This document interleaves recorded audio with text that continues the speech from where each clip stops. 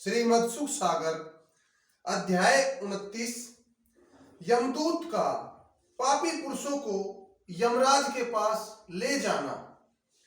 मैत्रेय जी बोले, हे विदुर जी, मुनि कपिल देव जी की मुख से इतनी कथा सुनकर माता देवहूति बोली, हे मुनि कपिल देव, आपने मुझे प्राणी की उत्पत्ति व मृत्यु के विषय में बताया। कृपया आप मुझे बताइए कि मृत्यु के पश्चात प्राणी का क्या होता है। देवहूति की बात सुनकर मुनि कपिल बोले, हे माता श्री, पापात्मा प्राणी यमदूतों से ताड़ित हुआ यमपुरी को यहां से 99,000 योजन है ले जाया जाता है। उस समय उसका शरीर मात्र अंगूठे के बराबर होता है, लेकिन इंद्रियों की समस्त शक्तियां उसमें पूर्ण होती है।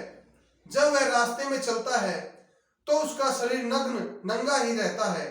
राह में जलते हुए अंगारे की तरह रेत होती है।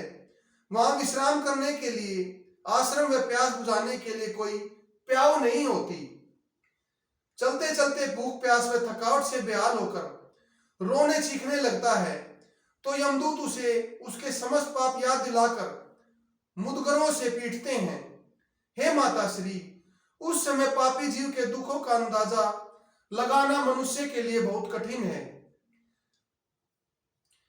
इसलिए उन दुखों से बचने के लिए मनुष्य को सदैव अधर्म से विमुख होकर धर्म में मन लगाकर सदैव प्रभु का सच्चे मन से भजन करना चाहिए।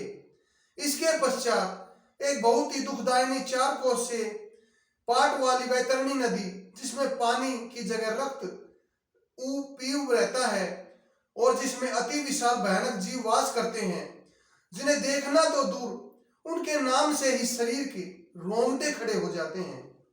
4 घड़ी रास्ता चलने के पश्चात आती है। तब वह प्राणी नदी की ओर देखकर जोर जोर से दाढ़े मारकर रोने लगता है।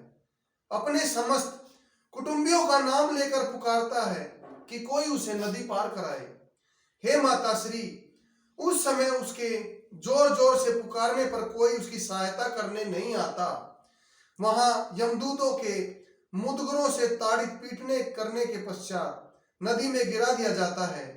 अनेक भयानक कष्टों को उठाता है, जिनका जीवा से वर्णन करना कठिन है। उससे पार हो जाता है वह पापात्मा कष्टों और दुखों के साथ 4 घड़ी में यमलोक में पहुंचा दिया जाता है। वहां पर यमराज के चित्रगुप्त नामक मंत्री, जो कि सभी का लेखा जोखा रखते हैं, उसके कर्मों का कागज देखकर उससे 28 नरकों में से जो भी उसके लिए उचित हो वहां पर भेज देते हैं। उन नरकों की अवधि पूर्ण हो जाने पर वह रोगी, कुरूप और अंगहीन 84 लाख योनियों में पटक दिया जाता है और उसके पश्चात उसको मनुष्य तन की प्राप्ति होती है। इसीलिए हे माता श्री, मनुष्य तन प्राप्ति होने पर प्राणी को भवसागर पार उतरने की चेष्टा करनी चाहिए, प्रभु का भजन और सुमिरन करना चाहिए। जय श्री कृष्ण।